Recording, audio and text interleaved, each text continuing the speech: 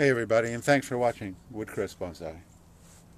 Today in this video, I'm going to continue pruning up my seedling elm trees. This is Drake elm. It's a type of Chinese elm that's grown in the South as a landscape tree just about everywhere. It's a really nice tree, and in fact I got the seed to plant from my neighbor across the street. And these are about 1.5 years old because the seed actually matures and you have to plant it right away in like October, November, which is kind of odd because most northern trees, the seeds mature in the spring. So I'm going to try to bring the camera a little closer. I'm just going to do a rapid fire pruning of these guys. I'm not going to repot. The repotting process is exactly the same. So I'm going to come a little closer, drop the tripod down, try not to make it look like an earthquake is occurring, bring it up like that,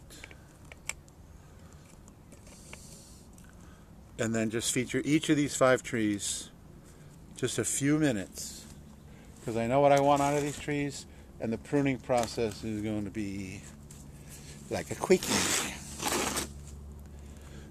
So, first year's growth from the seed. Tree was at least as tall as it is now, which is tall. Then I chopped it.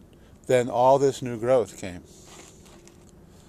It's pretty obvious where the new growth came. So I like that movement. So it's time to take off just about everything. And I think I'm going to cut it to right here and make this the new leader. So the new leader will have, the tree will have a little bit more motion. It won't be like telephone pole. And then cut off the rest of this stuff. Use the correct tool to do that.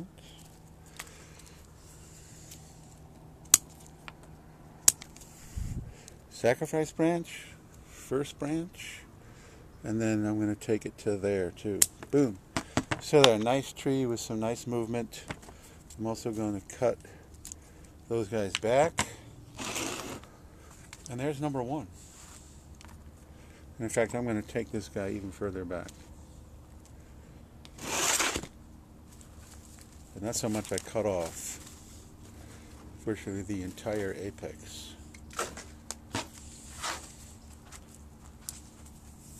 Okay, next one. This is, well, I don't want to call it a runt, but it's a much smaller tree.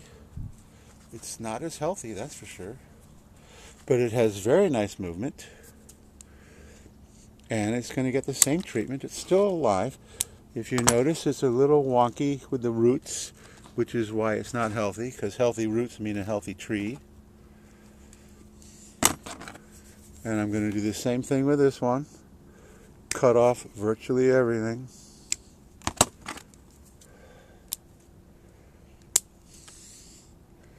And I don't really have a new leader. I'm going to cut that guy.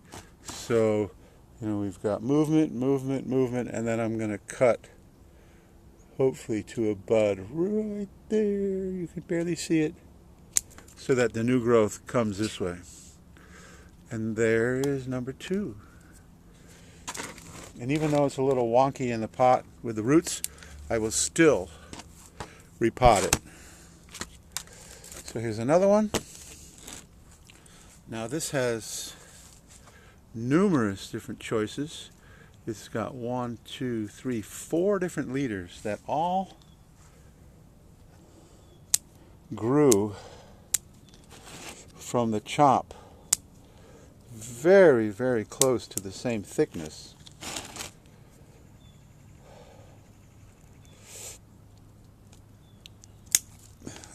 Deal with that a little later.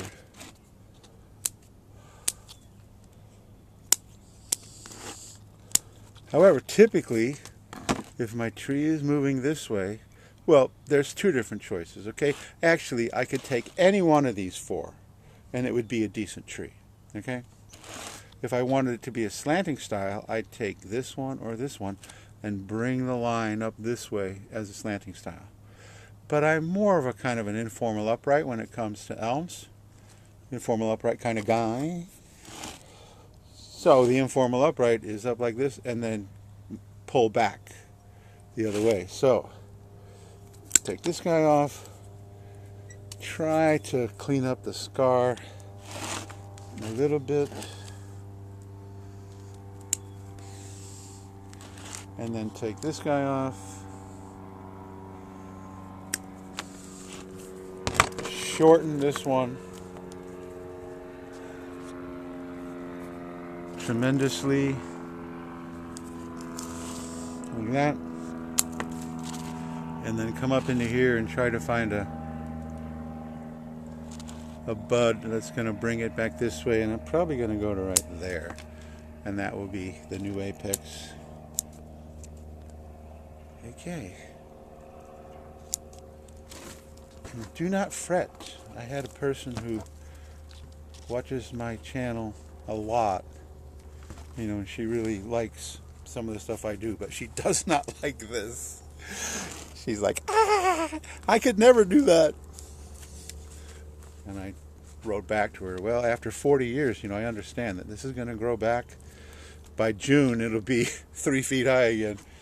Unless it's in a 6-inch pot. Okay, here's another one. Now this is an interesting tree because this is all brand new growth from here. We see the old growth. Not a lot of movement. Do I really want a twin trunk?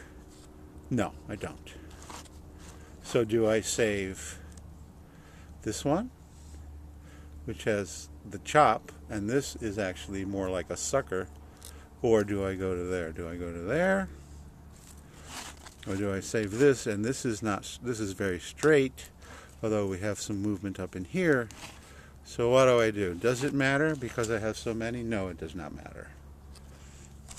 So I think I'm going to take the sucker off.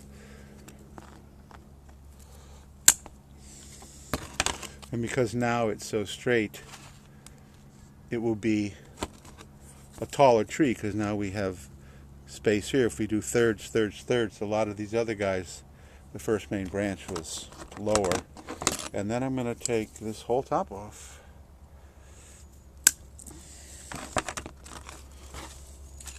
And I could probably leave a couple of sacrifice branches. Chop this guy all back. And once again, try to find a bud that's coming up. So right there. And I don't like that chop, so there we go. Tree, branch, apex. And last but not least, and you'll notice that these are all very similar because they're all brothers or sisters or whatever. Oh no, look at that. I think it's sprouting new growth. And, you know, it's the end of January, so, and it's warmed up considerably, so the fact that it's sprouting is not surprising. Now we have a scar here with some damage that occurred, and I don't know why, but I'm going to take that off. And then, once again, I'm going to take that off. And then chop these guys way back here. And then, you know, probably something into there.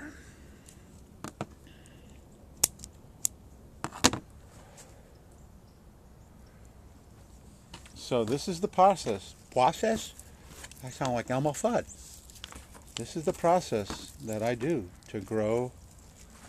These are going to be bigger than Shohin. They're going to be probably 12, 14 inches, maybe even longer, bigger. But in the formative stages, this is the deal. Let it grow, chop it way back. Let it grow, chop it way back. Let it grow again. And every time you chop, you've got some branching, and you're beginning to create some kind of structure. So I'm now gonna, and you know, I don't want that, so this would be the front, even though it's got that little scar there.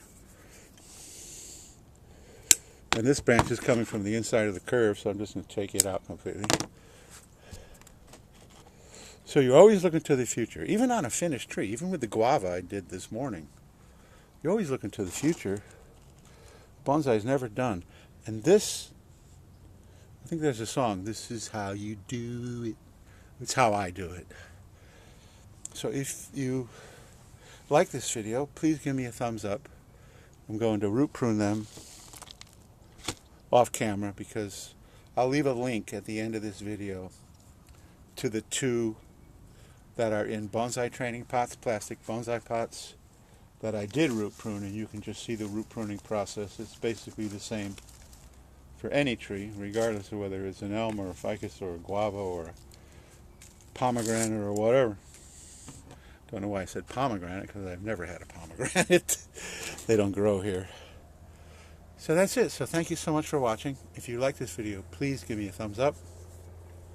Subscribe and hit the notification bell, and you'll be able to watch these guys as they re-emerge with their new growth and they get to the next level of development, which means they'll still be sparse, but they get closer and closer and closer to having that nice canopy and the branching and a finished tree every time you do the cutback.